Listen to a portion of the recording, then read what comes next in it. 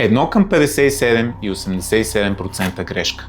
Числата, с които КАТ ти взима книжката. Ето как става. За 9 години 53 жертви от пияни и друсани шофьори в България. От трезви, които карат бързо, 3008. 57 пъти повече. А медиите ден и нощ дрога.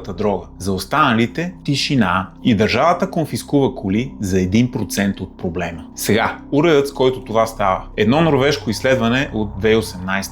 Тестват дрегера за наркотици. Същият модел, с който днес ти взимат колата в България. Греши за кока в 9 от 10 случая. За опиати в 2/3. И това е в научен журнал. А чиновникът, който прие дрегера в МВР, си затваря очите. Ето и как те хваща. Караш трезвен, спират те, пил си сироп за кашлица или хапче за глава. Дрегерът ти излиза плюс и МВР пуска книжката ти в неплатен отпуск. Колата ти на паркинг за 6 месеца. Стискаш зъби, но това не е грешка. Ти ще доказваш, че си трезвен, а не държавата, че си друсан. Тя гони 50-тимата нашмъркани, а над 3000 убиеца със скорост пропуска. Грешен закон, счупен уред, истерия за 1%.